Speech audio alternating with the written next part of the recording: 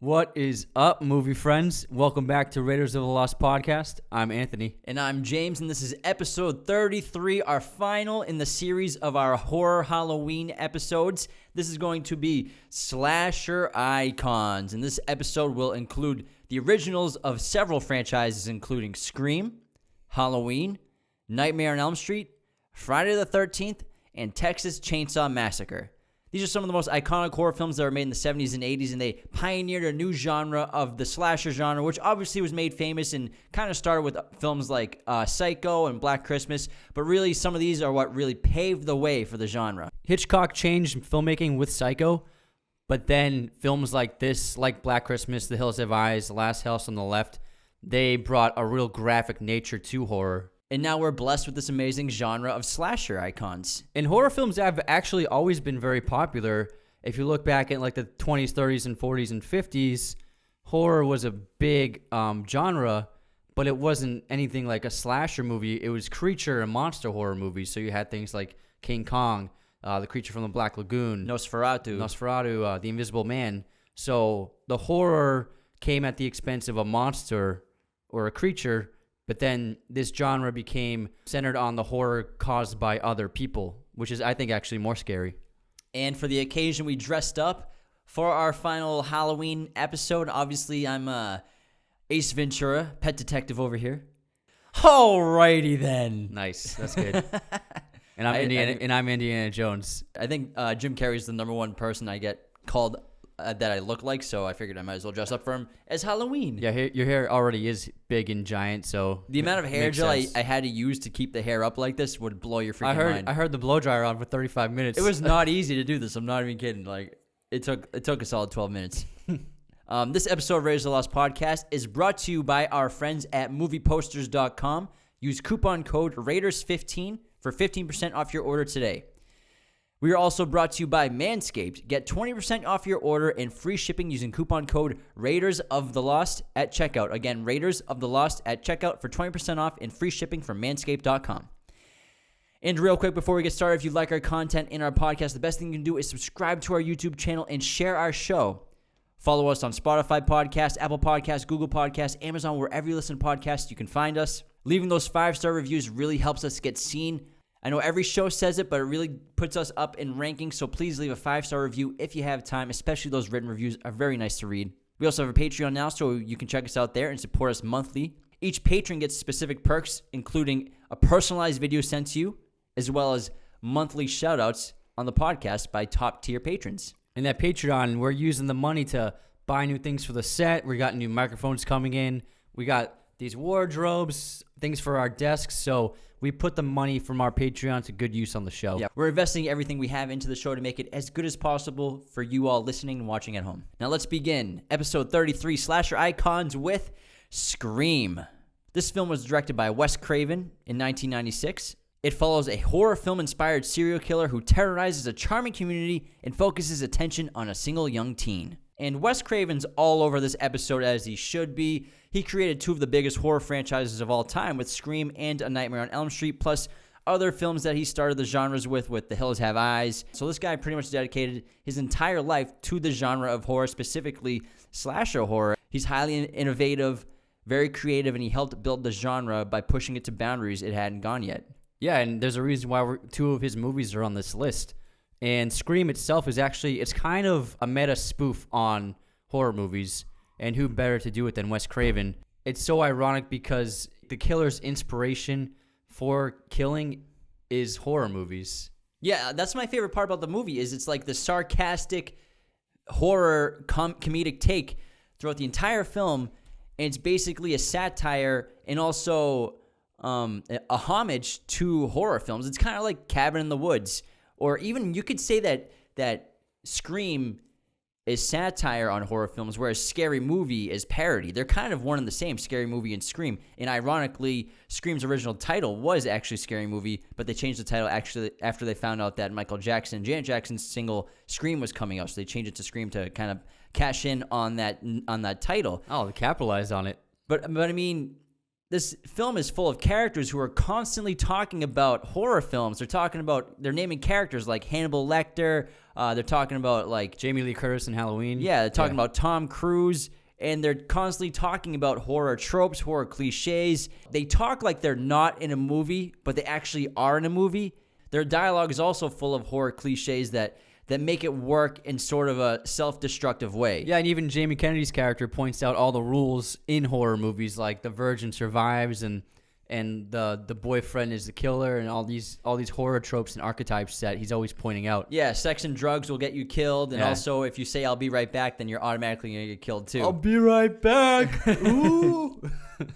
But this movie, I think its strength is its comedy, because the movie is very scary at times. There are scenes that are pretty terrifying, especially I remember being a kid seeing this and being absolutely terrified by it. But also, it's very funny and very silly and goofy, and it's ultimately a lot of fun. I would say this movie is just a great time. Yeah, Wes Craven and screenwriter Kevin Williamson, they set up the film so perfectly. Like, the first thing that happens when we turn this movie on is we get that old school Dimension logo, Dimension Films. I miss that logo. I miss that one so much. Yeah. And then it's just in blackness with just screaming, and it just gets you into the mood of like you're about to get scared shitless in this film. And we have that opening 12-minute scene with Drew Barrymore and her character Casey being tormented, played with, and then killed by the Ghostface killer.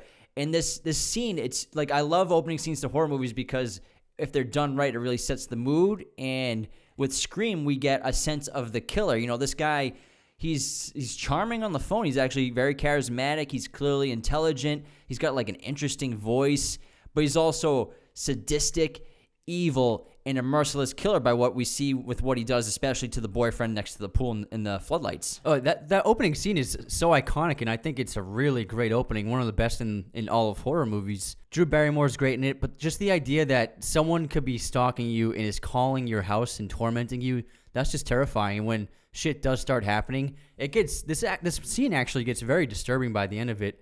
When we see what the killer ends up doing to Drew Barrymore's character, it's pretty messed up. Yeah, it's different now when you watch it because everyone has a smartphone and phones are kind of just like part of our lives no matter what. But this having a portable phone was such a cool thing in the house. Yeah, but we're talking about where people, if they wanted to call you, that's why they had your number. You weren't getting random calls very often from telemarketers, sometimes wrong numbers. But like, if someone wanted to call you, they're gonna call you. Yeah. During the filming of this scene, Drew Barrymore actually called 911 for real multiple times by accident because the prop master forgot to turn the phone off. The local police station got several calls from them on set, and they ended up calling the set back asking what's going on, why are they getting so many phone calls. And also, Drew Barrymore wasn't originally cast in this opening role. She was originally casted as Sidney Prescott, the lead in the film, but she had to drop out to the lead because of scheduling conflicts. And so instead, she wanted to do this opening role because in her eyes, if she did this, then no one would see her getting killed. No one would see it coming because she was such a huge star in 1996 when this came out. Just like in Psycho, where the lead actress, she gets killed 40 minutes into the movie. You think she's going to be the lead throughout the film, but before the movie hit the halfway point, she's dead. So it has a similar effect to that film. Yeah, we just get also like the start of this like playful banter about what's your favorite scary movie. And again, this is a theme throughout the entire film. This again is a satire on horror films, but they embrace it. They embrace the tropes. They embrace the cliches. And this serial killer, Ghostface killer, is also inspired by a real serial killer called the Gainesville Ripper, who terrorized teens in a college town in Florida. I remember how popular that costume was when these films were coming out. Like, everyone was Ghostface for 1 year. Ghostface. Yeah, everyone did it at least once for Halloween. But for like a decade and a half, maybe because Scream lasted for like 4 movies throughout the late 90s and early 2000s, but then Scary Movie made it popular again too, so it kind of revitalized it had 2 that franchises. icon. Yeah, it revitalized the icon of Ghostface. And then there was that famous "What's up" commercial. What's up? I remember I had a Scream mask, or we had one where it was like a clear mask in front of the mask where blood poured out, so you could squeeze a button and I blood remember would that. stream down the face of it. Yeah, that was a good one. But everyone was obsessed with Scream, and Ghostface was the most popular costume for so long. They actually originally designed Ghostface's costume to be all white because they wanted him to look like a ghost, but they ended up thinking that it looked too much like a KKK. Way too much. So they ended up going with a black costume with a white mask. And again, that opening scene, we get a sense of the entire film. We understand pretty quickly the character of the serial killer, and we know what we're in for the rest of the film. And one of the great strengths of Scream is the characters are very memorable. They're well acted, well written. Sidney, Billy, Stu, Randy, Gail, Dewey, Tatum, they're all iconic horror characters that you still think of to this day. Especially for Courtney Cox, this was a big... Everyone knew her as Monica from Friends, who's a pretty nice and cool person. I think seeing Courtney Cox playing a bit of an asshole, like a bloodthirsty news reporter, just trying to gain as much fame as possible, a new way to look at her in this movie. And then Neve Campbell just blew up from this movie.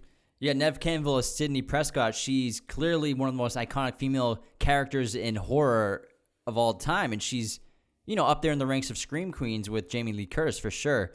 She gives a great performance. She's probably the best actor in Scream, hands down. Oh, absolutely. She does the best job out of everybody. It's honestly not even close. And Neve is just incredibly relatable to an audience. She seems like that girl next door. She could be anybody, somebody you know, someone you went to high school with.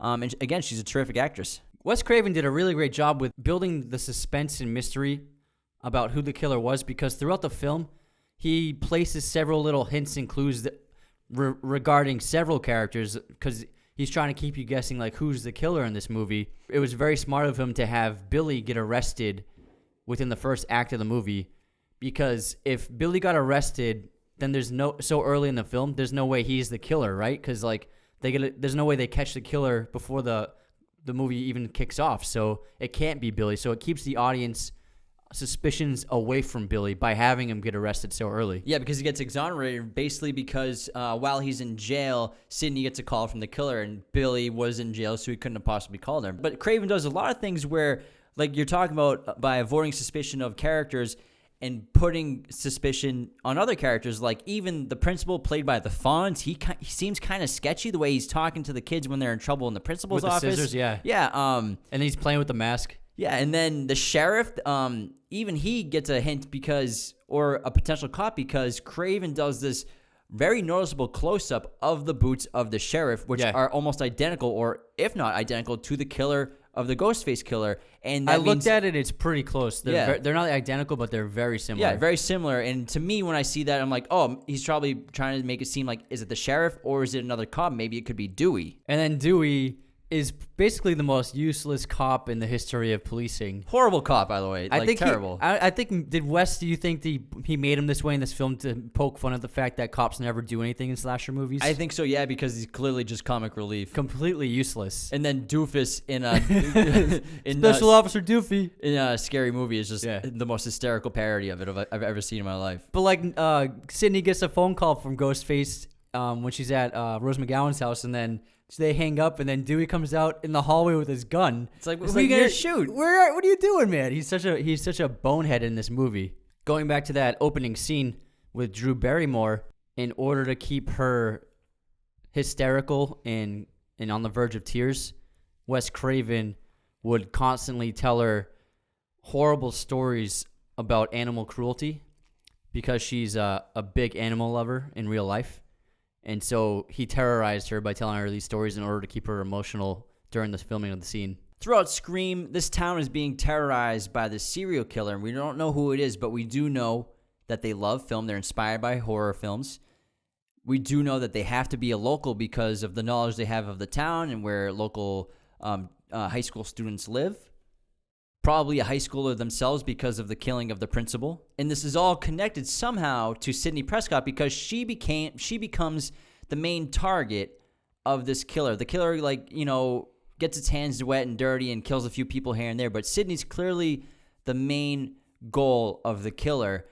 And also, she has death in her past. Her mother was killed the year previous. Yeah, so it's lining up to, it's a 1-year anniversary from when her mother was viciously killed, and Sidney helped put a man away in prison for it with the testimony that is questioned by Gail Weathers, the reporter who was writing a book about Sidney's mother and her murder. And Sidney helped put away character Cotton Weary for the death of her mother, who was having an affair with her. That's the rumor that Gail's trying to report.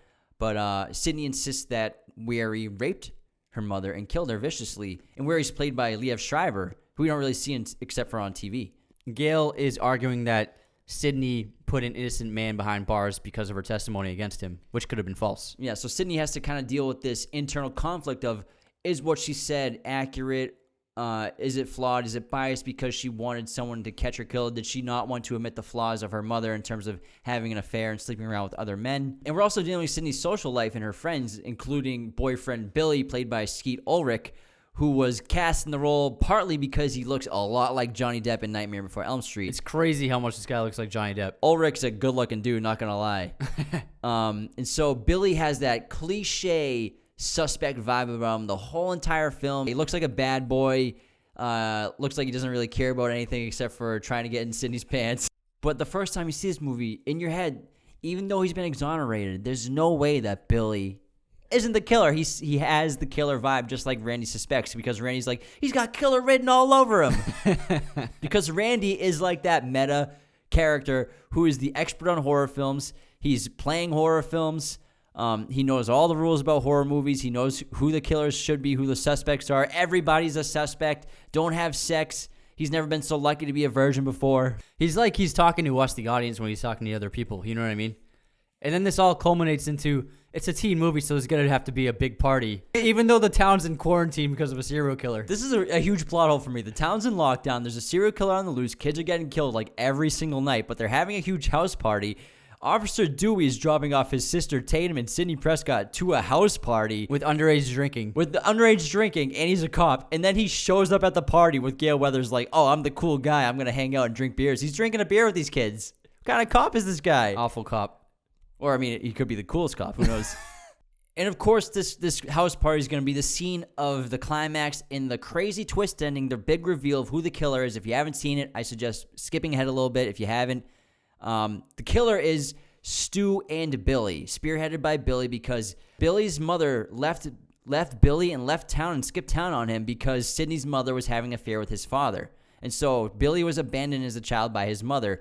And this raged him and filled him with so much anger and hate and the desire to kill Sydney. And he's the one who killed Sydney's mother. And he hasn't finished his job until he gets to kill Sidney Prescott, too. And the reason why it seems to be that Ghostface can show up at multiple points during an attack is because it's actually two of them being Ghostface at the same time. Which is Ghostface calls Sydney when Billy's in jail. Mm-hmm. And also, I think once you've seen this movie a bunch of times, we were just talking about the garage scene and how, like, that scene is full of Ghostface. Like, he's very clumsy. He's getting, like, destroyed by a fridge door. Yeah. Like, and then Rose McGowan does, like, a jiu-jitsu move. She's throwing bottles at him. He's falling down all over the place. I think if you watch it a bunch of times, you can tell when Billy's Ghostface and when Stu's Ghostface, because Stu is very silly and goofy and clumsy, but Billy, he's been, playing this for so long. He seems like very intent, and he executes his kills perfectly, like in the first one. Oh, I think you're right. Killing. Absolutely. So I think you can kind of spot who Billy is when he's Ghostface and who Stu is. And I think Billy is also the Ghostface in the bathroom. He misses out on Sydney there, but then he very effectively kills the principal. Yeah, exactly. So I think you can tell who's who. Yeah, I think you're right. And that leads to that probably the most famous scene in the movie is when Billy and Stu reveal everything to Sydney, and then they start stabbing each other. It's a pretty smart plan. Their plan is to frame Sydney's father for the murders of everybody and doing all the killing in the town because, of course, it's a horror movie. So at the beginning of the film, Sydney's father leaves on a business trip for a couple days, which leaves his teenage daughter home alone for a couple days, obviously. I mean, it's a setup, man. You got to embrace those tropes. You got to embrace those tropes. And so they have him tied up and kidnapped, and they're going to frame him for all the murders. They're going to kill Sydney, and then they stab themselves a few times to make it seem like they survived the attack. And then we have the great lines by Stu, who's getting stabbed way too many times by Billy. He's like, I'm freaking dying here, man. Getting a little woozy here, Billy. My mom and dad are going to be so mad at me. Yeah, Matthew Lillard actually improvised all of those lines. Wounding themselves makes them susceptible to what happens next when Gale shows up with a gun. And when they incapacitate Gale, Sydney's gone. Which makes you think that if they had just waited to stab each other after they killed everyone, it would have been way more effective. But it wouldn't give Sydney the chance to do my favorite thing in the movie, which is now she becomes the killer. She puts on the Ghostface costume. She starts to call and torment and play with the killers because now she's the killer. And then Stu's talking to her on the phone. He's like, did you really call the police? I'm feeling woozy here, man. And then Sydney fucks them up. She smashes the TV on Stu's face and then stabs Billy with an umbrella. and then shoots him in the head after Randy points out there's always going to be a second scare by the killer at the end of the movie. One last scare. But yeah, this movie is so much fun. It's a great time. Every time you see it, it's scary, it's funny, the cast is great, and then it's fun to watch Wes Craven just poke fun at the genre he helped build. And not just poke fun at it, it's a celebration of the horror genre, it's a celebration of the slasher genre, and this film basically resuscitated the slasher genre from the dead because all slasher films became like B-rated straight to video blockbuster rental movies rather than being shown at the movie theaters. But Scream brought the genre back to life. Yeah, and I think right after this, I Know What You Did Last Summer came out, and that was I mean, the guy kills everyone with a hook. Is that Freddie Prinze Jr.? Yeah, and Sarah Michelle Gellar. Yeah, I mean, Freddie Prinze Jr. is in the movie. It's not going to be that good. But I really like Scream. And it's a great movie, I think. I think it's my favorite movie on this list. There's a great Wes Craven cameo in this film. He plays the janitor when right before the principal gets killed. Oh, he makes a noise and then he looks out in the he hears a noise, looks out in the hallway, and there's a janitor mopping. And it's Wes Craven, and he's wearing a very similar outfit to Freddy Krueger. Yeah, he's wearing a green and red striped sweater, and even the principal says, "Oh, not you, Fred." These are the 4 rules officially that Randy lists out for horror movies. 1, you will not survive if you have sex, if you drink or do drugs, if you say, "I'll be right back," and everyone is a suspect. And the script pretty much adheres to all of these rules with some exceptions, and some characters even press their luck throughout the film. And this is because Craven wants to toy with the audience's expectations. And one of my favorite scenes in the movie is there's the scene where half the party's gone out, and then Randy's leading like a horror movie marathon with some high schoolers, but then he ends up being the only one left in the room. And we get shots of the reflection of the TV with Randy watching it. And he's watching Halloween, and in the scene, Randy's pleading with Jamie Lee Curtis, "Turn around, Jamie, he's right behind you." And in the actual room, Ghostface is creeping up right behind Randy. And the joke also works on another level because both Kennedy and Jamie Lee Curtis are named Jamie. Ah, funny. The producers actually originally did not like the Ghostface mask and actually requested that the filmmakers film Drew Barrymore's opening scene with several different kinds of masks, but the filmmakers refused to do it and implied that if you wait and watch the scene when we finish it, you'll like it. And then when they finish the scene, they send it to the producers, and they ended up loving it. Scream is a classic horror film. It's one of my favorite of all time in the horror genre. You got to check it out if you haven't seen it. If you have seen it but you haven't watched it in a while, put it on this weekend. You're going to love it. It's a great time. It's hysterical. It's terrifying. The gore is great. The characters are rich. It's just a fun time. This episode of Raiders of the Lost podcast is brought to you by our friends at movieposters.com, who supplied us with these awesome movie posters. I got Gladiator. I got Pulp Fiction. Check it out. So thank you, David, at movieposters.com for hooking it up with these. They'll also be sponsoring our next giveaway, so look out for that soon. Use coupon code Raiders15 to get 15% off your order. Movieposters.com is the #1 site to get movie posters. They have been for decades and years. If you love movies as much as us, I highly suggest checking them out to get your next poster. They have everything from original designs, framing, backlights, canvases, even plaque design. Again, Raiders15 for 15% off your order at checkout at movieposters.com. On to the second film in the episode, Halloween. Halloween was directed by John Carpenter in 1978, co-written by John Carpenter and Deborah Hill. The film stars Donald Pleasance, Jamie Lee Curtis, Tony Moran, and Nancy Kyes. This film had a budget of $325,000 and a box office of $47 million. Brutal killer Michael Myers escapes from a mental hospital after 15 years to kill again in his small hometown of Haddonfield, Illinois. He sets sights on a local girl and stalks her until he can't resist the urge to kill. Halloween is one of the most profitable horror films of all time. Again, we're talking about $325,000 budget, grossing $47 million box office. That's an absurd profit. We're not talking about total gross. We're talking about return on investment. Return on investment profit is insane. And it also joined the ranks of classic horror films and helped define the genre of slasher. Yeah, that's like $150 million right now for inflation. Yes, there were other pretty graphic horror movies before Halloween came out. Like we mentioned, there's Black Christmas, The Hills Have Eyes. But I would say that Halloween was the first, strictly speaking, slasher movie. Because when I think of slasher movie, I think of like one person, one character, one villain who's killing as many people as they can. What do you? Wouldn't you agree? Or yes and no. I think yes. Halloween defined the slasher genre and paved the way for all these other films to come out that we're talking about in this episode, of course. But Halloween's also very much a stalker movie more than anything. I mean, we spend a lot of time, and the majority of the time, like with Michael Myers, stalking his prey, planning his moves, just kind of watching people from the distance. Some people even find this a little tedious or annoying, but you have to understand the character. He's a psychotic killer who just escaped a mental institution that he's been in for 15 years. He's been waiting for this opportunity for 15 years, counting down the days, waiting for a chance to be free and try to savor his time and doing what he was born to do and kill. And it's more realistic of someone being stalked and killed, probably from all the movies and crime and horror and serial killer podcasts I've heard, because we're there with Michael. We're doing the stalking. We're doing his hunting too. Yeah, I think you're right, because nowadays with modern horror movies, we're used to action in horror rather than the slow burn tension of this film. So I think if you watch it in the context of actually being in 1978, it was much scarier. And you're right, there is this voyeuristic quality to the filmmaking itself. There's like a lot of POV shots.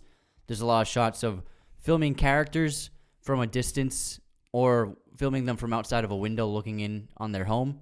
And so you're right, that they really capture the idea and the theme of stalking someone with the filmmaking. Yeah, and we're like right there with Michael a lot of times. We can see his legs, we can see his hand, we can see his shoulder while we're watching all these people. So like it's really interesting to like always be with the killer, which is super fun, which again is part of the slasher genre and was a new thing to happen. Yeah, and then having it set on Halloween night is actually perfect for Michael Myers, because it's pretty much the only day where he can wander around wearing a mask without causing any kind of attention, because it's Halloween day and everyone's dressing up, running around the neighborhoods. Yeah, even while he's walking around in broad daylight. It's not unusual, really. It's weird, but not unusual to see someone in a costume even during the daytime. Yeah, you just be like, oh, it's Halloween. And I love the opening of this film because we get those really fun credits that Carpenter does with his music, which was iconic and one of the greatest strengths of the film.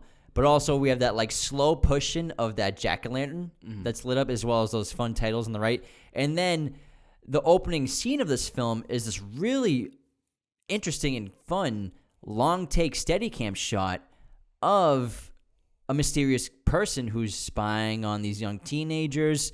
They go into this house and then they eventually kill the girl. And it's a great way to put the audience member in the shoes of the killer, because it's POV of the killer the whole time. Yeah, he even puts on the mask and you are now looking through the eye holes. Yeah, and so we don't know who the killer is yet, but clearly when he's watching the girl and she's naked and combing her hair, and he goes in there with the knife, she turns and says, Michael. So obviously it's someone she knows, and then he kills her, and then the scene ends with him walking out of the house, and then to an older couple, his parents take off his mask, and we find out it's 6-year-old Michael Myers. Yeah, it's pretty messed up. And then the next thing we see is that Michael has escaped from his mental institution, and Dr. Loomis has to set out and try and find him, because he doesn't know what's going to happen now that this crazy killer is out on the loose. I want to go back to a minute about like the psychology of why does Michael Myers kill? Who is he? Why do all these movies of Halloween movies have the theme of sex? And I think a lot of people think that Mike Myers wants to punish people who have sex, but I look at it as Michael Myers is driven by sex and out of fear and insecurity of sex, and that's what drives him to kill. And it's kind of accurate, or it is accurate to real-life serial killers who most of the time are killing out of sexual desires and frustrations, and that's Michael Myers' pretty much entire identity that we get in the first scene of the film. If you analyze his first kill, he's masked, and he watches his sister go up to have sex with her boyfriend. He sees her naked while she's combing his hair. Maybe, he's a young kid. Maybe he's starting to go through puberty. He could have intimate feelings for his sister. And killing her, to me, becomes his first like sexual experience or sexual release, which is very similar to real-life serial killer Ed Camper, who is famously seen on the show Mindhunter, who is portrayed on that show and in various podcasts, if you're into true crime and serial killer podcasts, where he would stalk and kill women because he said he didn't know how to interact with women. He would be obsessed with women, and he wouldn't know how to talk to them, so he would just kill them instead, which is a horrible thing to do, obviously. It's crazy. So you can argue that that's one of the reasons why Mike Michael does this, and you can argue that he needed to feed that feeling and needed to feel that again, which is why he was so desperate to escape, and he finally got his opportunity. Yeah, some serial killers actually find sexual arousal from killing, so I think that's a pretty good assessment of why he kills. I used to just think that it was just he just killed because he wanted to kill, and it's kind of like a Joker type thing where there's no explanation for it. Some people are just born evil. Yeah, I think it's more of a release. He's obviously angry that his sister didn't take him out trick-or-treating or anything, and he's probably had a Bit of an overreaction. trouble relationship with her. But again, with the scene where she's in the nude and he's a young kid, maybe going through puberty, and this is kind of like a release for him, in my opinion. Yeah, and then that could make sense for why he tends to kill teenagers who are having sex. Yeah. Yeah, good point, man. Thanks, bro. like So that. happens. See, now my experience of listening to obsessively to true crime podcasts is paying off, man. You're an expert. You could work for the FBI now. You know, I could do some profiles on some people if you need me to. Adding on to that, I think what makes Michael Myers so terrifying is not aside from his desire to kill, is that his physicality. He's very slow with how he moves, and his mask is just really, really scary. There's something about the Mike Myers mask when you see it, it just freaks you out because it's not like any other mask you've ever seen before. And they actually made it by purchasing a William Shatner Star Trek mask for $1, and then they painted it white, ripped off the eyebrows, and then made the hair a little crazy.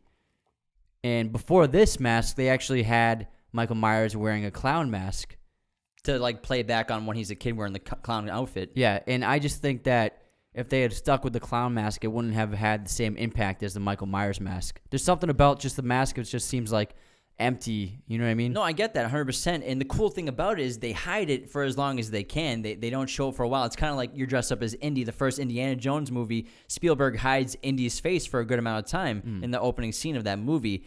And so Carpenter hides Mike Myers' face pretty well, even though he's wearing the mask, throughout the stalking scenes. Really, you get a quick glimpse of it when he's watching Laurie's little brother at elementary school, like outside in the recess area, and another little kid bumps into him, and like Michael Myers like bends down to like push the kid away, and you get a real quick glimpse of what is he wearing a mask? Is it all white? What is that thing? Yeah, because all we've been seeing is the jumpsuit. And real quick, are there cons to this film? Absolutely. I mean, it was made in 1978 on a budget of $325,000. Michael Myers is an atrocious stabber. He's horrible at stabbing people. He just has just that one motion. He doesn't go forwards, nothing to the side, no slashing. He's just strictly right angle down, acute angle to obtuse angle, acute angle to obtuse angle. He's a simple guy. Every stab. He's a very slow walker, which you pointed out, and we all know. He somehow survives multiple gunshot wounds to the body at the end of the film. But again, you got to take it with a grain of salt when you watch these old horror films, especially on such low budgets, which is actually a really common theme of all these movies that we're talking about. Very low budgets with huge profits. These were the independent movies of the time. These little tiny micro budget films, and they were making tens of millions of dollars.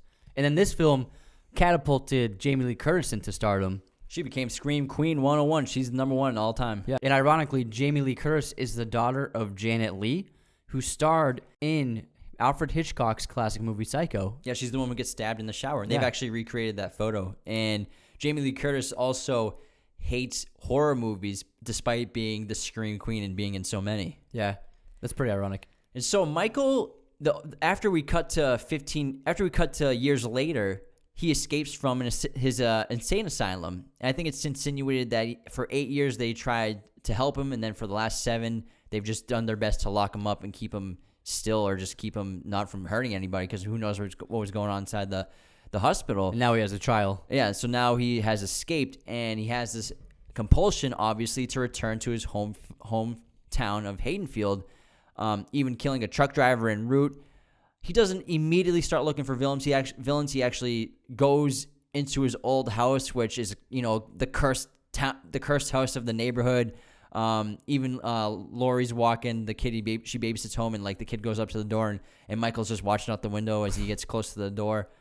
Michael is just stalking Laurie, and it's very creepy, and he's stalking her outside the windows of her classroom, which reminds us a lot of It Follows, which harken back to Carpenter's classic a lot. Yeah, she keeps seeing the car at first. Yeah, the car, which is very noticeable because it's like it's got the logo of the institution. Yeah, on it's it. got the institution logo.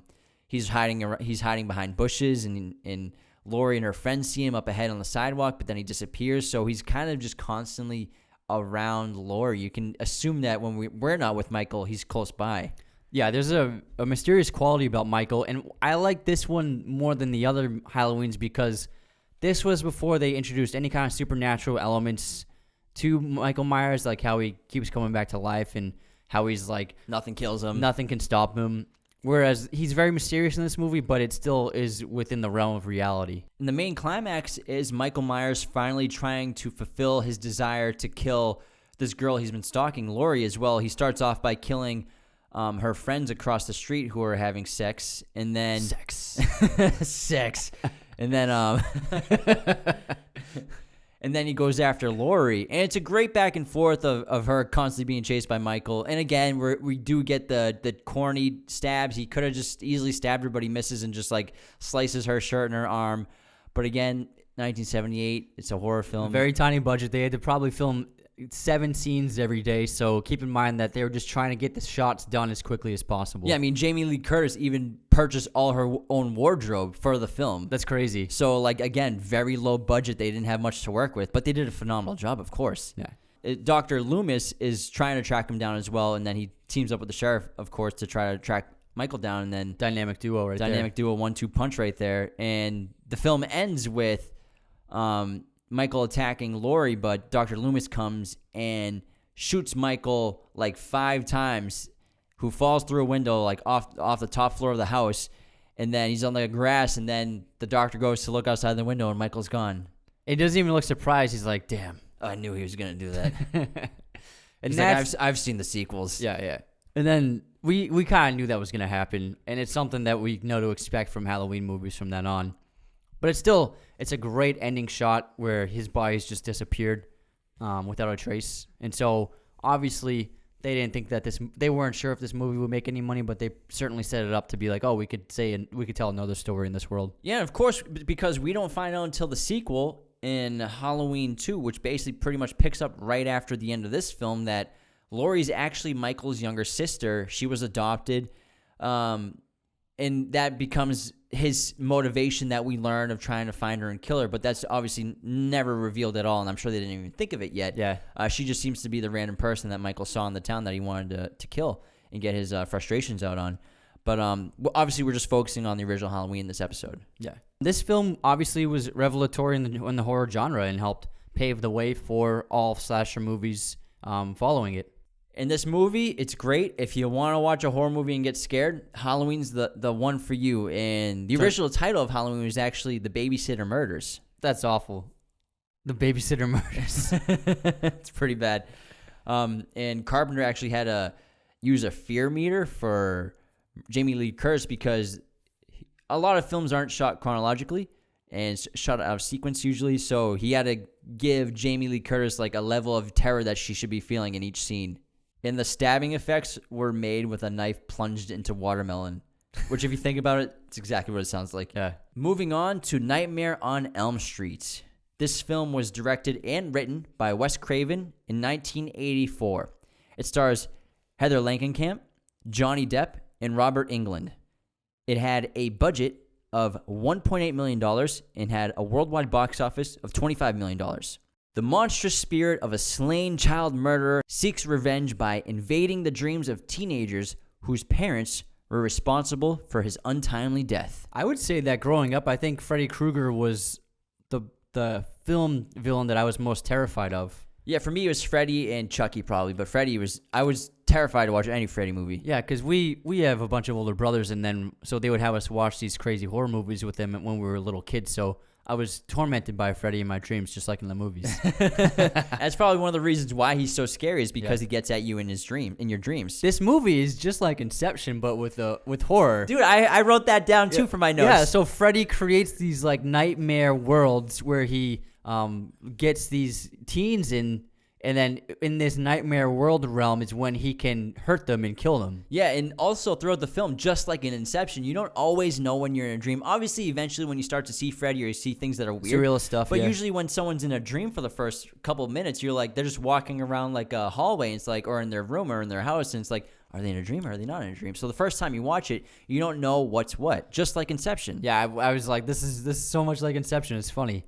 But this is a really great horror movie because it blended slasher with supernatural and surrealism in this really cool way, and surrealism in the way that they depict the dreams with how things change and how like Freddy can do these weird things that are impossible in the real world. And so I think it was a great blend of all these types of storytelling devices by Wes Craven. Yeah, and in complete contrast to Mike Myers, who we just talked about, Freddy Krueger is the psychotic, sadistic wise ass who's like kind of just like always having way too much fun killing people. Yeah, he's not the silent, foreboding killer who's just slowly following everyone. Like, he is sadistic and he has fun with what he's doing, and he enjoys tormenting and taunting his victims. And Robert Englund is amazing as Freddy Krueger. And I think Craven originally tried to cast a couple of stunt actors to play the role, but it just didn't work out because he realized that he needed a talented actor, because the acting in this movie isn't great ever. It's kind of, a lot of Is it in any slasher movie? Again, low budget, $1.8 million, a little more than the other movies, but the acting is suspect. It's pretty decent, but Robert Englund obviously stands out in the film as the superior actor to everybody, and every time he's on camera, he's just lighting up the freaking screen, literally and figuratively. And his costume is just so iconic, because not only does he have that leather glove with the knives on it, but he has that creepy sweater, that green and red striped sweater, which is so iconic now. And Wes Craven originally intended for it to be red and yellow stripes, but then he read in some kind of scientific journal that the most clashing colors to the human retina are red and green. So that's why he made the colors red and green. And also he's got that fedora hat. And it's just an iconic look, not to mention the burned body and scars and face. And this film opens up with Tina, not the main character, but one of the other side characters, in a nightmare with Freddy Krueger. And this is where we get a great introduction to what this movie's going to be. Nothing is explained to us. We're just shown everything. Wes Craven did a very smart job with it. And the great thing about it is Freddy doesn't kill her right away. We'll talk about Freddy for a little bit. Like, who is Freddy Krueger? What are his powers? Where do he get his powers from? So Freddy is really, his name is Peter Grimm, and Peter Grimm was a child murderer who walked free on charges due to, I think it was a warrant that was signed in the wrong place. So on a technicality, he got away with child murders. And for vengeance and justice and frontier justice, if you've seen Hateful Eight, the parents of the children tracked him down and found him in the boiler room where he would take his victims to kill them. The parents poured gasoline into the room and set him on fire, which is why he's got a melted face and skin, and why in all the nightmares and all the dreams, Freddy is in this boiler room. And that took place in 1968 when he was killed, and after his death, he began killing the children of the city in their dreams. And one of Nancy's mother is one of those parents, which is why Freddy is going after her. And for Freddy to kill you, two things need to be possible. You have to be asleep, and you also have to be afraid of him. Fear gives Freddy the power he needs to kill people, and as long as his victims are dreaming, Freddy can inhabit and control their dreams and the environments in their dreams to no ends, and he can look inside your mind. He can find out what your deepest fears are and use those fears against you in the dream world. In the dream world, he's like a god. Basically. And what happens to you in the dream world happens to you in the real world, which is even more terrifying. And that's shown for the first time, which is a great scene when Tina, for the second time, is dreaming, and she's running away from Freddy inside of her dream. But then Freddy ends up killing her, and they don't show it, but instead they show back in her bedroom, she's convulsing and her body's being thrown around in the air by the invisible force of Freddy. And then all of a sudden, these 4 slashes go across her chest, and she starts bleeding out. And her boyfriend Rod's right there watching. So her boyfriend Rod is watching Tina floating in the air, getting sliced up, blood pouring everywhere. And her body gets thrown up into the ceiling. Yeah. I think that Chris Nolan really was inspired by this movie to make Inception. I think so, too. Because the way they filmed that scene was they flipped the room upside down and kept the camera planted. But Freddy's a terrifying figure because you have to sleep. There's no way you can escape sleeping. Yeah, human beings have to go to bed. So we have to get sleep. And even though Nancy tries to prevent it, she tries to take drugs to stay awake, and she tries to watch horror movies to stay awake. Eventually, she's going to slip into sleep. And that's what's so terrifying, is that there's no way to escape interacting with Freddy eventually. But Nancy's a fighter, and she's very smart, and she sets up herself to be woken up by alarms and by her friend, by her boyfriend, Glenn, played by Johnny Depp. So there's a couple scenes where Freddy's about to kill Nancy, but she wakes up from a backup alarm right before. And then also, when she's taken to the hospital and then she wakes up, she finds his hat on her lap. And so that gives her the idea that maybe if I can bring the hat back into the real world, maybe I can bring Freddy into the real world. Yeah, because what's happening is all these kids are getting killed, and obviously none of the parents believe Nancy and what's going on, even though all these kids are having the same nightmares. And Rod is framed for the murder of Tina because he was in the room with her, so everyone thinks that Rod's a psychopathic killer. But then Rod dies in his prison cell being hung by Freddy in his sleep, but with the sheet inside his jail cell, and they don't get to him in time, and it just looks like a suicide. So no one believes Nancy what's going on. And of course, what do troubled parents do in horror movies? They make the problems worse. So somehow they have the budget to bring Nancy to this high-tech sleep doctor research facility, experiment facility, where their genius plan is to wait for Nancy to go to sleep. So Nancy does go to sleep, and she starts going crazy, and they're seeing readings that they've never seen before. And then, like you said, she brings back the hat from her dream. And then everyone's like, where'd she get that hat? It's like, she just told you where she got it. She's wearing a gurney. Come on. This gets Nancy to develop the plan to try and somehow grab a hold of Freddy while waking herself up in the dream so that she can bring him back into the real world, because maybe if she brings him to the real world, then she can kill him. But she needs Glenn's help. And Glenn, played by Johnny Depp, is a bonehead. This is Johnny Depp's first role ever. He's a kid in this movie. What is he, 18, 19 years old? He's got to be, yeah. Something like that. Young as hell. And so Glenn's obviously a bonehead, and he falls asleep watching TV with giant headphones on. And we get the best death in the movie, probably. It's one of the most iconic deaths in all of horror. Where he falls asleep, and he sinks into the bed, and he wakes up when Freddy's grabbing his arms. He's like, no. Yeah, he's like, no. Freddy just grabs him inside the mattress, and then we have this, giant explosion of blood pouring out of his bed. It's hands down one of the most iconic images in horror, I think. And the way they filmed this is that, so the blood is actually, it's not pouring upwards.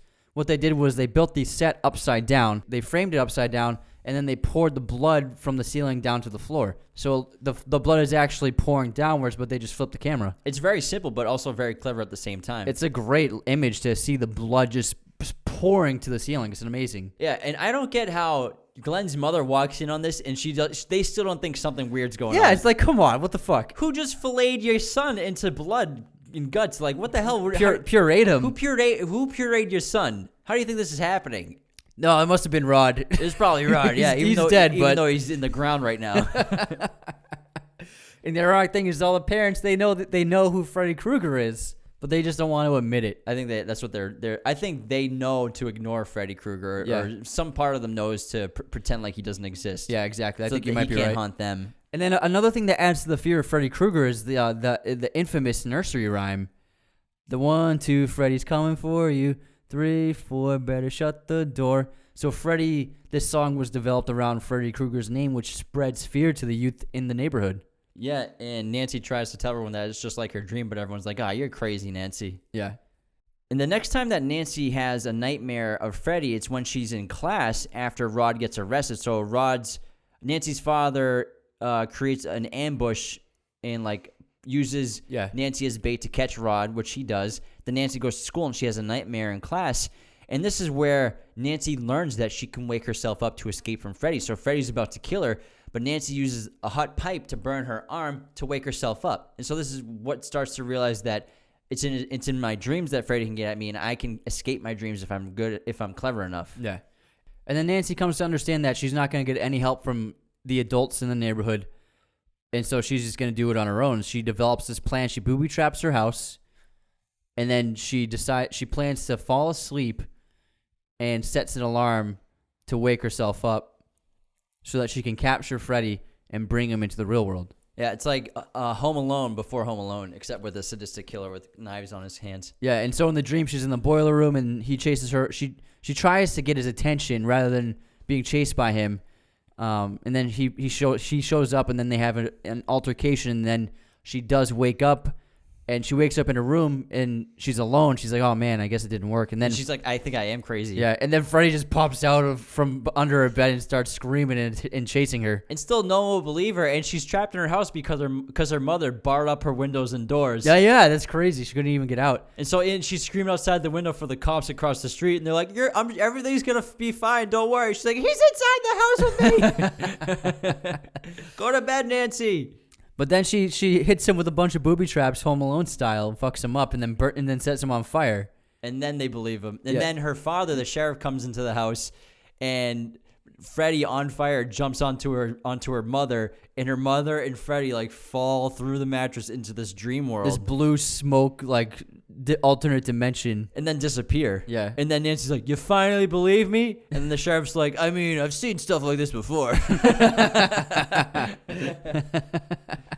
Another great practical effect in this film, because again, this is before CGI, everybody. This is back in the day, and this is why these movies still hold up so well, because of practical effects. Another highly iconic horror shot that obviously we've seen and we talked about in Stranger Things, which they referenced and paid homage to in Freddy, was Freddy pushing his way and stretching through Nancy's wall while she's asleep. And this is a very iconic shot, and it's really cool and chilling, and it still, again, holds up today because of practical effects. No CGI, man, and they did it in the remake. They did it with CGI, and it looks awful compared to this one. Yeah. It's just like a big piece of synthetic whatever paper. So they filmed it by latex. They filmed it by stretching spandex fabric across a big hole in the wall, and then Robert Englund stuck his face and pressed it into the spandex. Still looks cool. So it's just black spandex. Still looks cool. And then Nancy saves the day, kills Freddy, and then she wakes up the next day, and her mom's alive, and everything's super fun, and everything's really bright. It seems like, oh, maybe it was all just a dream, and everything was like, oh, the nightmare is over, everything's fine. She gets into the car with her friends, and Billy's driving, and then the top comes up, and it's striped red and green, just like Freddy, and then the door's locked. And the car traps him inside, and then Nancy's a mom. Freddy bursts through the door behind her and pulls her in through the window. It's a ridiculous shot. Yeah, and it's clearly like a mannequin or something, but it's fun. Yeah, I wonder if Craven wanted to do a happy ending. I think he said he wanted to do a happy ending of just her walking outside, and then make the whole thing was an entire nightmare of Nancy's the entire film. But I think it's just so much more fun to have the bad guy win, because no one ever really had the bad guy win ever that much, and so let's just see Freddy get away. I mean, Freddy get away with it. I agree. I think it works better with Freddy winning in the end, and just they're trapped in this nightmare, maybe forever. Maybe they could be just stuck in this like nightmare loop of hell with Freddy. It's like Inception limbo, bro. Yeah, where he just constantly kills them over and over again. That would be a cool movie. Cool Freddy movie. Not a bad idea. Yeah. But this movie was actually produced by the company New Line Cinema. But New Line Cinema was facing serious bankruptcy when this film was made, and the success of Nightmare on Elm Street saved New Line Cinema from bankruptcy, and they even nicknamed the company the house that Freddy built. Over 500 gallons of fake blood were used filming this movie. It was shot in only 32 days. That's really fast. The scene where Freddy's arms elongate in that dream and like scrape against the walls in that like alleyway. They achieved that by having men with fishing poles on each side of the alley operating a set of puppet arms attached to Robert Englund. That scene kind of looks a little cheesy now. Yeah, but I mean, it's still fun. Yeah. This movie is actually based on true events, not Freddy Krueger, but in the 1980s, there was an epidemic of people dying in their sleep during nightmares, and they were mostly immigrants from Cambodia. And the condition became known as Asian death syndrome. Wes Craven read a story about this in the newspaper, and this is what gave him the idea for a serial killer who stalks victims in their sleep. And Krueger was also partly inspired by a man who terrified Wes Craven when he was a child. he woke up in the middle of the night and looked out his window and saw this strange old man walking down the street, and he was wearing a fedora hat.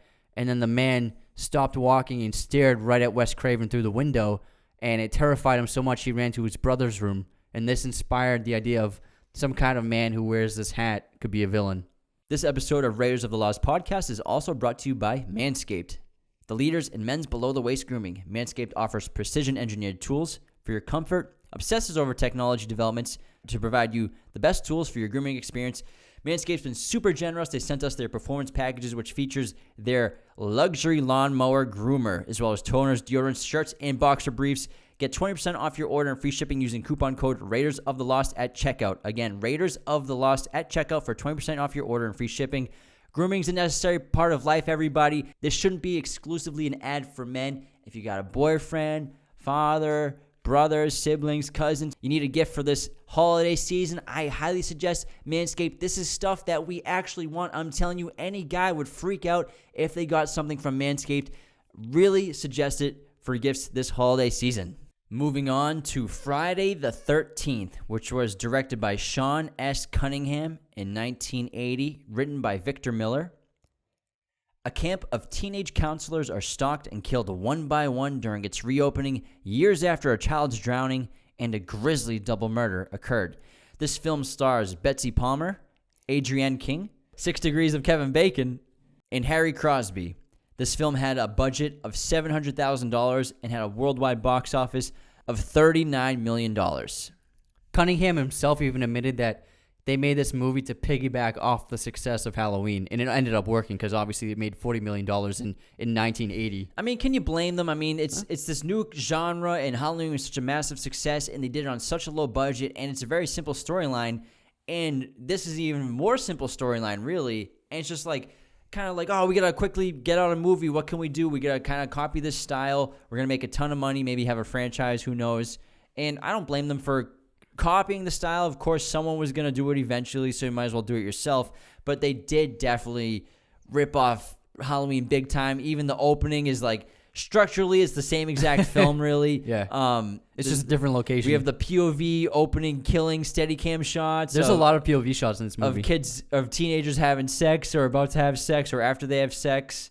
So obviously very, very similar to Halloween, but again, someone was going to do it. And what's also surprising about this movie is that for anyone who hasn't seen it or hasn't seen it in a while, the famous hockey mask Jason isn't even in this movie. Not really. He's briefly, and he's in a dream. He's a child in this movie. Yeah, and we won't spoil what happened. Like, there are other parts where he's in the film, but he's really not. He's not the main killer in this movie, surprisingly. And the hockey mask was not actually used until Friday the 13th, Part 3. Yeah, Part 2, he has this like crazy demented face, and then he wears like a bag over his face. Yeah, some kind of like bag, like brown bag or something. But yeah, the hockey mask isn't until the third movie, which is pretty crazy when you think about it, because Jason's so iconic now. Yeah, so Jason doesn't actually kill anybody in Friday the 13th, the original. Who do you like better, Jason or Michael Myers? Mike Myers. I like Mike Myers too. I like Mike Myers a lot. He seems like a cool guy. I think he's a more interesting character. I think just like Halloween, just on a different level even than Friday the 13th. Obviously, Friday the 13th definitely helped, again, pave the way for the slasher genre in those horror movies in the 1980s and early 90s, and even Scream and everything. But I think Halloween, an audience member can connect to it even more. I think. I find more empathy for Mike Myers in the first one. And yeah, the characters are better, the story's better, the acting's better, the filmmaking's better. I mean, John Carpenter, much better filmmaker than Cunningham. Yeah. That's hands down. That's a fact. Carpenter's a great filmmaker. We talked about it when he made The Thing and it failed, and it pretty much plateaued his career. Imagine the movies he could have made if he got big budgets. Yeah, not that Friday the 13th franchise isn't bad. Obviously, there are some fucking duds in that franchise. But what do you mean, like Jason X? There are duds in the Jason in space. There are duds in every horror franchise, but again, the filmmaking is just at a higher caliber in Halloween. Yeah, and the filmmaking in this, there's a lot of handheld, there's a lot of POV, very much voyeuristic like Halloween, but more so POV in this where pretty much all of the kills take place in POV shots where you just see the hands of the killer and you're in their point of view killing these young teens, because it ends up being a twist who the killer actually is. Yeah, and of all the movies in this episode that we're talking about, I think Friday the 13th probably holds up the least in terms of like being timeless. The gore effects actually are pretty good in this movie. There are some gore effects that actually aren't that great. Kevin Bacon's death is good. Yeah, Kevin Bacon's death is solid. The knife slit on the throat is great early in the film, but the acting in this film is pretty bad. The characters are generally forgettable. Stories just there's no story at all. Again, this seemed like a real rushed project. Like let's try to piggyback on the wave that Halloween just created. Yeah, I think you're right. The fight scenes are pretty bad, comical at times. Too many cliches and tropes that they didn't really embrace, but tried to like make it seem genuine. Just didn't work out. Like the strip Monopoly is just like, who plays strip Monopoly? Like you'd be naked by the time you go around go. Yeah, this like when do you strip? Yeah, and it had, even though it's also it had a higher budget than Halloween, it has an even more amateurish quality to it. Not saying that it's not an iconic film, but just this doesn't have the same quality that Halloween has. Yeah, I agree. I totally agree with that, because if you watch Friday the 13th again, it's a good movie, but also it's not Halloween. I totally agree. But this movie does take the interesting turn where we're expecting the killer to be like some giant imposing force of nature, like some Strength, unstoppable killer like Mike Myers, but it ends up being Jason Voorhees' mother, Pamela Voorhees.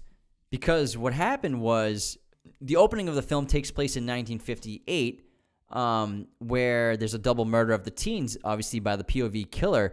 And this happens because a child drowned at that camp while counselors weren't paying attention, and the child was Jason Voorhees. And Pamela Voorhees is the one who committed those original murders out of revenge for her son, and then is committing the murders of all these counselors when the camp is trying to reopen because she wants more vengeance for her son, and she doesn't want the park to open. And they actually didn't even cast this actress until more than halfway through filming, and they got away with this because, like we said earlier, all of the killings are shot in POV, so they actually just used random guys on set to act out as the killer's hands killing these teens, so they didn't even need her for those scenes. Yeah, Betsy Palmer only took the role because she wanted a new car, needed a new car, because she was actually like a pretty well-known actress at the time, and she wasn't originally cast, but the next person dropped out, so she took it just to be able to buy a new car. I hope she made a back-end deal. Probably not. The amount of money this movie made. This is obviously an iconic slasher movie. If you want to watch something with people getting killed, if you like gore, if you like blood, if you like 80s synth music, like this is right up your alley.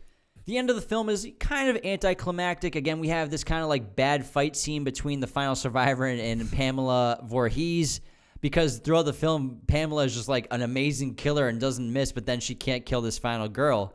But Alice eventually is able to overcome Miss Voorhees and even chops her head off. Yeah, it's a great shot. She just takes the knife and just like slices it right off. Which I don't think would happen. Nah. She doesn't have the strength to do that. But then the ending of this film is pretty nuts because it's a good ending. She's so scared of the beach and of the campgrounds that she just wants to get away from it. And so she takes one of the little boats or canoes to the middle of the lake and she falls asleep there. And the police show up in the morning. And then she wakes up and she's about to call to the police. But then a child jumps out from inside the lake like a zombie child and just takes her underwater. But then she wakes up. Yeah, it's a great ending. It's fun. She wakes up and she asks about the boy, and they're like, "There's no boy." It's a good scare. So it's a good way to set up. Are there going to be possible sequels to this original movie? Yeah, exactly. Which obviously there were. It's pretty funny to think about how famous Kevin Bacon got, like just a couple of years after this movie. He got killed so fast too. Yeah, because he did Footloose like a year after this movie. Yeah, he barely had a cup of coffee in this movie. Yeah, and Footloose blew him up big time. To try to build up publicity for the project, Cunningham was advertising for the film's release in magazines like the 1979 edition of Variety, and he hadn't even gotten full financing for the project yet. The final film in this episode is the Texas Chainsaw Massacre, which was directed by Tobe Hooper in 1974. While en route to visit family, a young group of friends fall victim to a family of cannibalistic psychopaths and must survive the terrors of Leatherface and his family. This film stars Gunnar Hansen, Marilyn Burns, Alan Desinger, Paul Parton, and Edwin Neal. It had a budget of only $140,000 and had a box office of $30 million worldwide. I think that this is hands down one of the most disturbing movies I've ever seen. It's still, when you watch it to this day, it gets at you. You know what I mean? Yeah, and the ironic thing about it is, when people think about the Texas Chainsaw Massacre, they think it's like full of gore. They think it's like one of the most bloody films you'll ever see. But really, there's not that much blood in the movie in terms of gore. But really, a lot of the violence is off screen, or they show things that happen afterwards. But they do an incredible job of making you feel incredibly uncomfortable throughout this film with just the decor around the house and like the rotten food, there's bodies, there's bones hanging from strings, there's bone furniture, there's all sorts of creepy, disgusting stuff in this movie. Yeah, so exactly to your point, I think that the movie, it's not so scary because of the gore, because obviously there's not that much actual gore. What's so terrifying are the situations. It's the characters. It's this crazy family. It's Leatherface. It's the sets. It's the heat. You know what I mean? It's so visceral. And even though they don't show anyone getting killed, like dismembered, and they're not showing the actual gore, just the situations themselves are what are so horrifying. Like when the girl is tied up to the chair with this insane psychotic family of cannibals, it's just horrifying. Yeah, and also I think he shot this 16 millimeter, and that gives this very gritty, realistic, raw feeling to the entire film, and it makes it even more disturbing, and it adds to the atmosphere. And also, the film is sort of, at times, looks kind of like found footage at times. Of course, there's some like dolly shots and tracking shots, but it seems like he filmed it kind of like that documentary style at times. Very handheld. Where it seems like you're kind of just watching something take place rather than like a normal movie.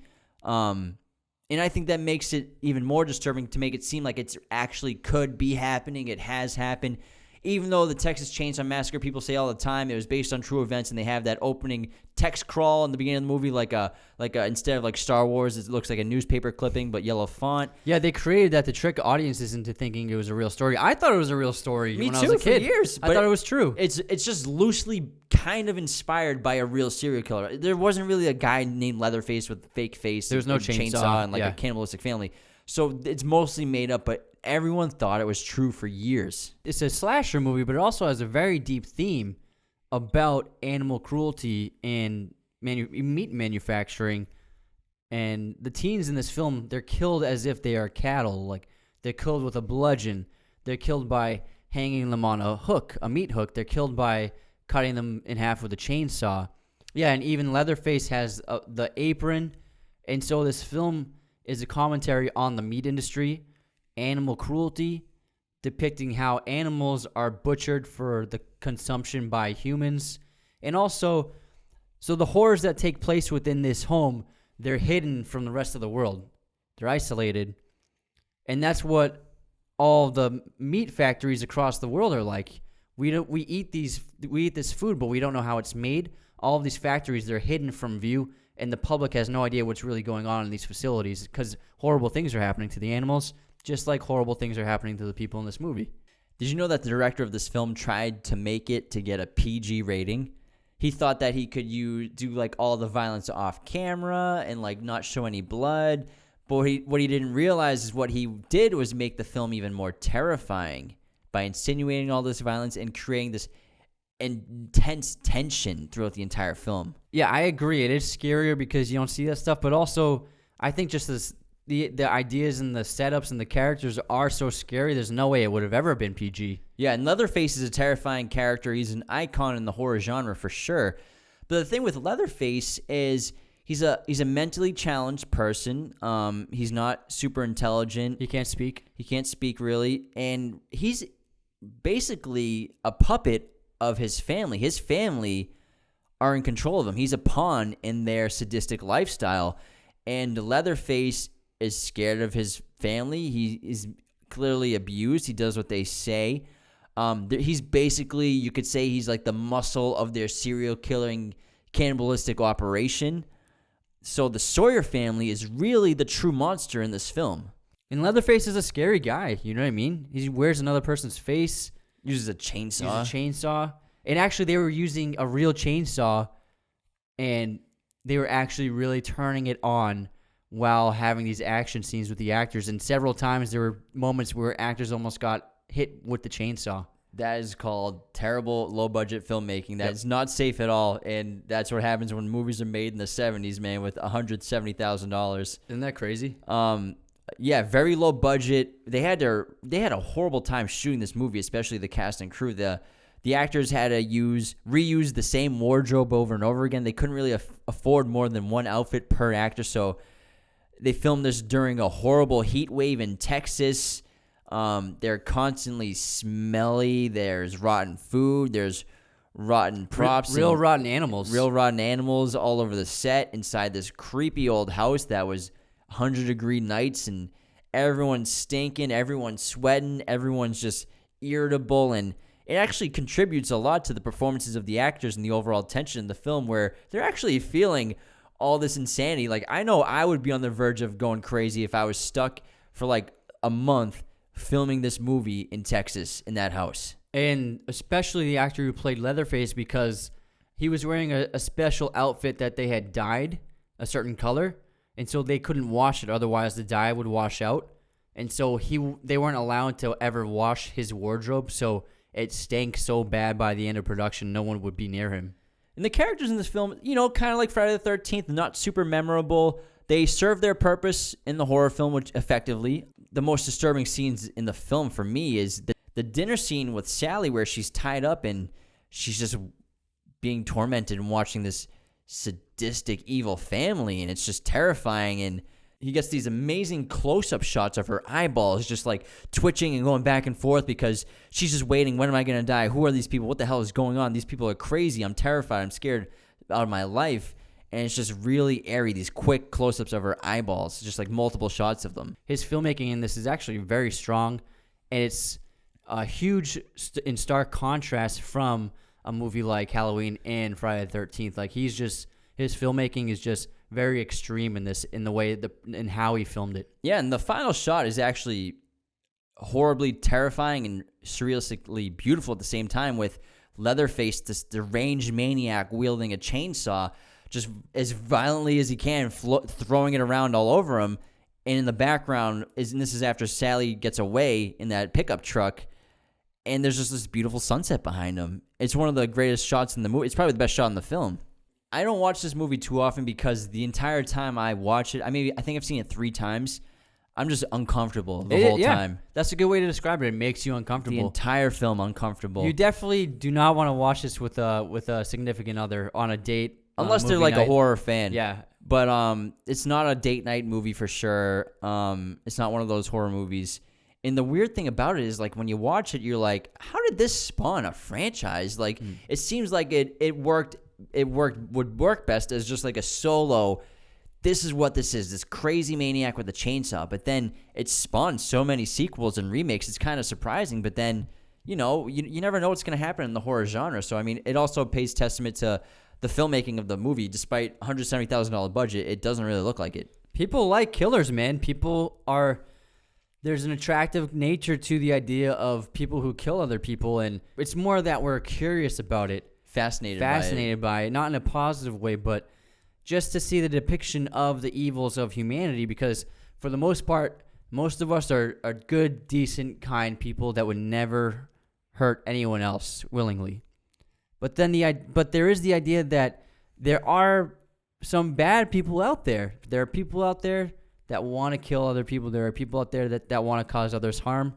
And so I think there's something really fascinating about seeing that captured on the movie. There's a reason why the serial killer podcast Crime Junkies is the #1 podcast on the planet. Really? Wow. #1. Damn. We're trying to get there. I don't think we'll get there because we're movies. But well, we're not, unless we just do serial killers. We're trying to get #1 movie podcast on the planet, which I'll settle for. But there's a reason why that's #1. Yeah, people are they're fascinated by killers and death. And I just want to mention, there's been a recent horror film, a recent slasher film that I really enjoyed, called Happy Death Day, which is a lot of fun, very scary, and all in all is a great slasher movie. And they take the Groundhog Day concept of the repeating day, and they mesh it with a slasher horror film. And so it's a great blend of the genres. And I think if anyone hasn't seen it, if you like scary movies and you also like to laugh, it's a great horror film, and I think you should check it out for sure. And of course, there are slasher films that didn't make this episode that I'm sure we'll cover eventually, like Child's Play. I'm sure we'll do Child's Play at some point. It didn't make our top 5 for slasher flicks and slasher icons, even though I'm sure he's in a lot of people's top 5s. Nothing against Chucky.